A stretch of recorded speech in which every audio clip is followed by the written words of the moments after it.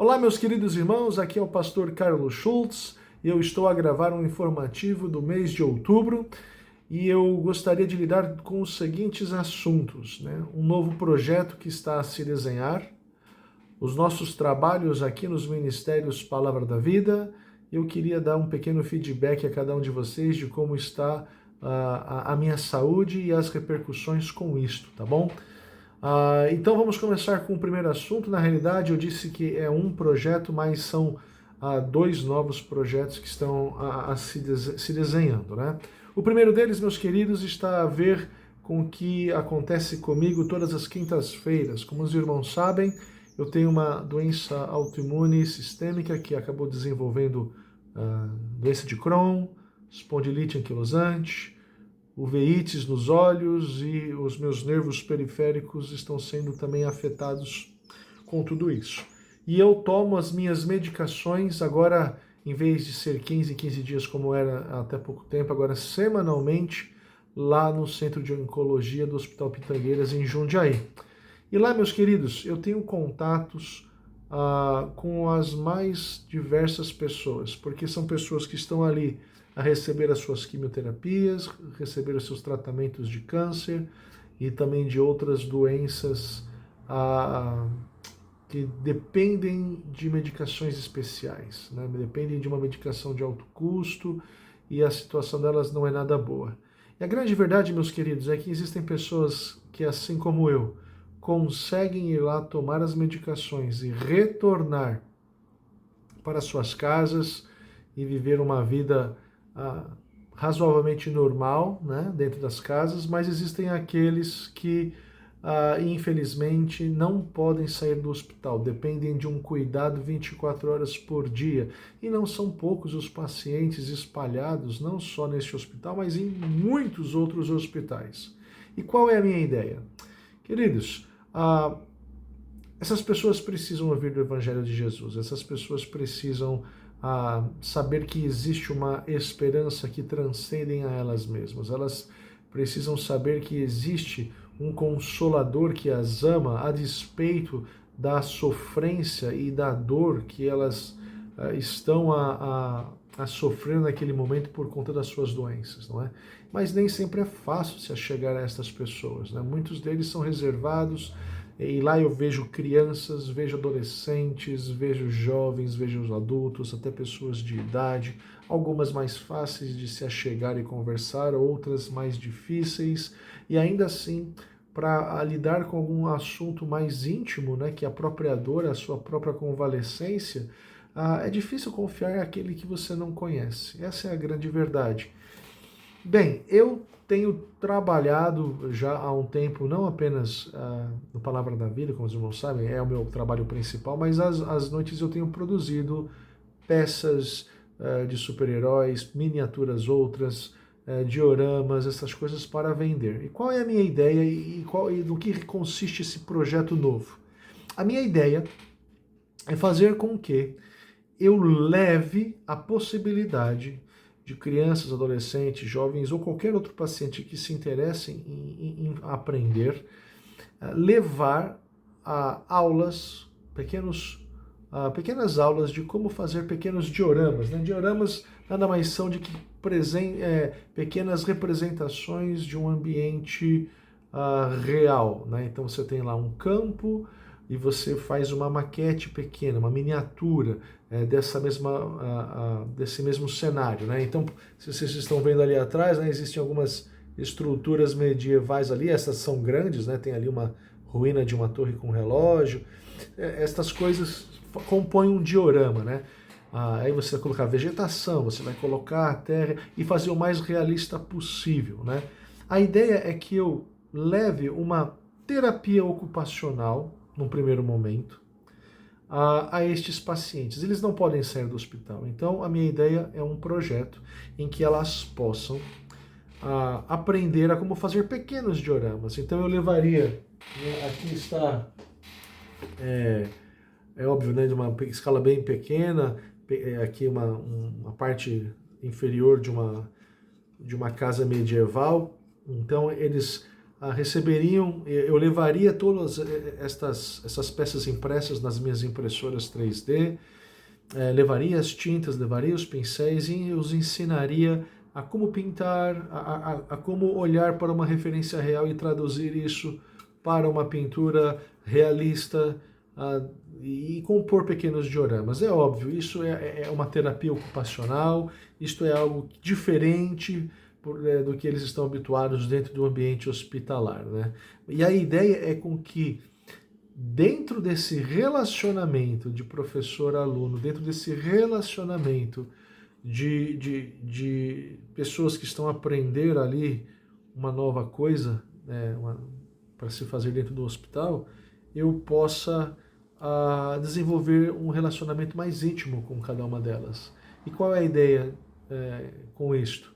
Uma vez que eu tenho mais intimidade, venha conhecer mais os seus dilemas, da sua forma de pensar, do seu contexto, das suas dores, eu tenha um pouco mais de liberdade de apresentar uma esperança chamada Jesus Cristo. Eu tenho liberdade de poder conversar com os pais das crianças que ali estão, dos jovens que ali estão. Eu tenho liberdade de me achegar aos senhores de idade sem que eles tenham receio, né, de quem é você e por que você quer falar estas coisas, e apresentar Jesus. Então a ideia é fazer uma capelania hospitalar que seja constante. A ideia não é fazer trabalhos pontuais, mas desenvolver trabalhos constantes junto a estes hospitais, nestas alas de pacientes que não têm doenças infecto-contagiosas, porque eu não posso ter contato com esse tipo de paciente, porque eu uso imunossupressores, né? Mas com esses outros pacientes, poder permitir que eles aprendam algo, se distraiam com algo, mas possam também ouvir do Evangelho do Senhor Jesus. Orem por isso, meus queridos, porque é um ambiente difícil, é um ambiente diferente, lidar com pessoas com dor, mas essa é a minha realidade. Eu tenho já há anos lidado com dor todos os dias, lidado com, às vezes, a tristeza, às vezes desesperança, e o que eu me ponho de pé todos os dias é o Senhor Jesus, é o seu Evangelho. E é disso que eu gostaria de compartilhar, porque eu consigo olhar para cada um daqueles pacientes e me compadecer, me colocar no lugar. Eu consigo olhar para aquelas famílias que acompanham seus entes queridos e me compadecer de cada uma delas, porque eu tenho uma família que sofre juntamente comigo e que se compadece da minha pessoa. E estejam então orando, porque disso eu dependo também de recursos, porque eu tenho 2 impressoras, né? Tenho uma de filamento, uma de resina, mas dependendo do volume, é pouco. Então eu preciso das matérias-primas, eu preciso comprar resinas, eu preciso comprar filamentos, então eu vou precisar de ajuda nesse sentido. Eu não consigo fazer essa missão sozinho. Eu posso, né, alternativas de financiar esse projeto. Eu posso buscar prefeituras, posso buscar até mesmo os próprios hospitais de fazer parcerias, mas eu gostaria que a Igreja de Senhor Jesus Cristo estivesse envolvida nisto, porque o intuito primário não é fazer uma terapia ocupacional, é também, mas o intuito primário é fazer o nome de Jesus conhecido, é trazer a esperança a estes que estão padecendo já a longo prazo e sem perspectiva de deixar aquele hospital, certo? Então, orem por isto. Eu estou desenhando esse projeto no papel para apresentar. A ideia é já começar o ano que vem. Então, eu tenho até agora o mês de outubro, novembro e dezembro para não apenas apresentar os projetos, mas deixar um número de elementos 3D já impressos e prontos. E eu preciso, então, levantar recursos para isso. Então, se o irmão tem desejo de participar disso de alguma forma, entre em contato nas mensagens particulares para que a gente possa aí entrar em contato e apresentar o projeto para o irmão tendo certeza de que quer fazer parte disso, poder nos ajudar aí financeiramente, mas eu conto com todos em relação às orações. O segundo projeto também tem a ver com as questões do que eu tenho feito na área das artes, né? Os irmãos já sabem que nós temos aqui em casa, funciona o nosso Centro de Arte, Cultura e Fé, é muito tímido, é muito pequeno, mas nós temos recebido diversos jovens, crianças e até adultos para lidar com as expressões da cultura, as expressões artísticas que nos são apresentadas todos os dias. E sobre isso eu vou gravar um vídeo específico explicando um pouco melhor do que se trata. Mas a ideia é de como a Igreja de Cristo pode responder de forma positiva aos anseios culturais, né? Por meio das expressões artísticas, mas também por meio apologético, lidando com aquilo que é, às vezes, inculcado nas nossas cabeças e nós não percebemos. Existem dentro desse centro, por óbvio, alguns alunos que são pagos, funciona uma escola, pessoas que querem caminhar na área da música ou na área da arte. A Ana Júlia tem dado aulas, né? E a minha ideia é poder, a partir do ano que vem, pegar um horário da minha semana para também dar aulas de pintura, aulas de como fazer um diorama, as mesmas estatuetas de super-herói. Os irmãos sabem que eu vendo essas estatuetas, isso é um retorno financeiro para ajudar no nosso sustento, né? Mas a ideia, e isso é fundamental, porque nós estamos bem apertados financeiramente, mas, e graças a Deus, Deus tem sustentado, né? A gente não tem do que reclamar de verdade. Mas a ideia, meus irmãos, é que nós estamos já ensaiando há 2 anos, são 2 a 3 anos já, um retorno para a Romênia, não definitivo, porque a minha saúde não permite, mas para trabalhos pontuais ali com a Igreja Romena. No sábado passado, agora nós tivemos uma outra reunião com o nosso pastor lá, com a nossa igreja, e matamos a saudade, mas há o desejo de a gente continuar dando alguns treinamentos pontuais, fazendo alguns trabalhos pontuais, da nossa parte e da parte deles. Né? A questão é como levantar recursos, porque passagens aéreas são caras, né? Ano passado já tentamos chegar até a Romênia, não deu certo, porque eu tive aquela sequência de cirurgias, né? Então eu tive um problema no meu coração, aquele pequeno infarto, o stent, depois veio as cirurgias no intestino, e aí houve já uma negativa dos médicos: não, vocês não podem ir, né? E agora estou a lidar com a possibilidade, só que esse ano nós não conseguimos levantar recursos. Eu nem fiz campanha, por quê? Porque a ideia não é fazer com que os irmãos custeiem tudo, a gente está trabalhando e quer fazer parte também disso financeiramente. Só que eu tenho gasto mensalmente R$ 911, essa é a média, com remedicações, porque com a piora da minha doença, porque ela entrou numa fase de maior descontrole, eu tive crises de uveites, etc., eu tive que lidar com uma nova medicação, 2 novas medicações, né? E uma delas chama azatioprina, é uma medicação cara, porque eu tomo 4 comprimidos ao dia, 2 pela manhã e 2 à noite. E isso então fez com que mais que dobrasse o meu gasto mensal com medicações. Então nós não conseguimos levantar os recursos, né? Nós queríamos ter ido no final do ano passado, não deu certo.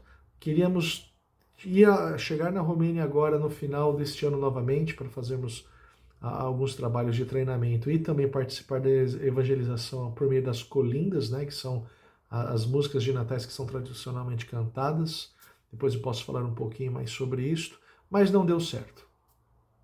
Então a gente quer para ano que vem, se Deus permitir, poder fazer essas viagens pontuais de trabalhos na Romênia, né? Simplesmente não desperdiçar tudo aquilo que o Senhor nos capacitou. Falamos a língua, conhecemos a cultura, né? Então nossa ideia é continuar. E a ideia então é que por meio destas aulas, aí são aulas onde eu vou cobrar o preço cheio pelo horário aula, por meio destas aulas é levantar recursos que serão 100% destinados a essas viagens pontuais na Romênia. Então, os irmãos estejam orando também por isso. Eu pretendo iniciar isso também no ano que vem, em horários em que eu tenho livre, estas aulas para poder angariar recursos. Estejam orando. Então, o nosso objetivo, infelizmente, esse ano nós não vamos conseguir fazer, mas quiçá, se Deus assim permitir, para o ano que vem, a gente consiga passar ali de 1 a 2 meses em solo romeno, fazendo os trabalhos pontuais.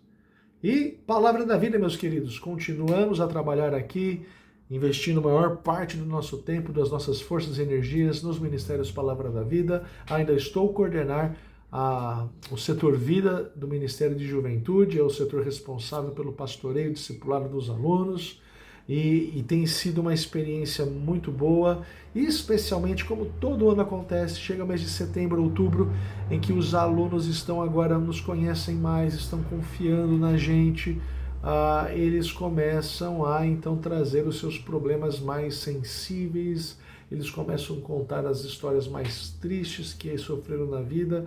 Então a gente consegue ali ajudá-los a lidar biblicamente com todas estas circunstâncias, estas situações, ajudando-os a serem edificados em Cristo Jesus. Então todos os anos é impressionante, né? Por isso que eu digo, naquele primeiro projeto, como é importante a nossa constância, a nossa visita constante ali naqueles hospitais, para que a gente se torne bastante conhecido e as pessoas tenham a capacidade de compartilhar do íntimo da vida para conosco, para que a gente possa apresentar uma resposta relevante em Cristo Jesus, não é? E é o que acontece aqui com os alunos do CLD, que passam aqui um ano morando conosco. Continuo também dando as aulas ali no seminário, estou esse ano aqui ministrando no livro do Antigo Testamento, no livro de Neemias, também continuo dando as aulas de vida cristã aqui no CLD, e Juliana continua também cuidando de algumas e discipulando algumas moças aqui. É um trabalho que toma bastante tempo. Teve alguns dias que eu trabalhei manhã, tarde, noite, atendendo aluno, lidando com as questões de escritório, das rotinas, lidando com o preparo das aulas. Agora, também nesse final de ano, eu começo a ministrar no CTL, que é o curso do final de semana também, a matéria de evangelismo.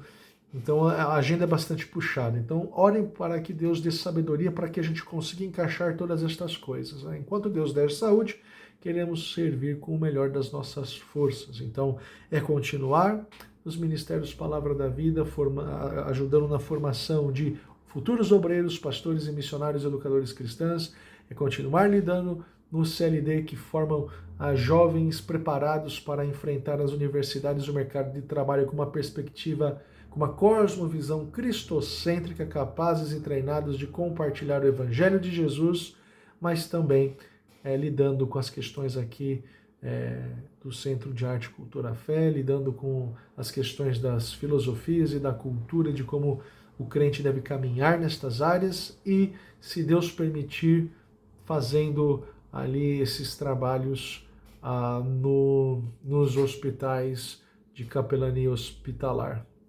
Queridos, eu sei que é muita coisa e sei que nisto tudo a gente acaba sempre tendo que focar mais em uma coisa do que outra, e nisso a gente pede então o discernimento de Deus, porque antes de professor aqui no seminário e no CLD, a minha vocação ela é missional, é um missionário, e eu não consigo não estar nas ruas, eu não consigo não estar no meio do povo para pregar o Evangelho. Como eu sempre digo a vocês, hoje é um belo dia para salvar vidas, então eu quero aproveitar todas as oportunidades. E se Deus está me dando talvez essa direção de lidar aí nesses hospitais, é o que nós queremos fazer, e se Deus permitir, continuar ainda a ajudar na edificação da Igreja Romena.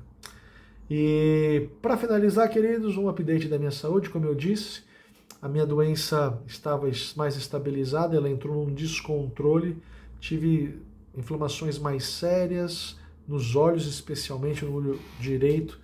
Eu tive uma uveíte muito forte, demorou mais de um mês para ceder, isso nunca aconteceu antes, né? Inflamações do intestino, a sensação dos meus pés de dor e queimação aumentaram, e aí o diagnóstico médico é que minha doença entrou num descontrole, e por isso tive que então fazer uso de novas medicações. Então 2 novas medicações entraram, a mesalazina e a azatioprina, e eu dobrei o uso da pregabalina para suportar as dores nos pés. Então, eu continuo pedindo aos irmãos que orem pela minha saúde.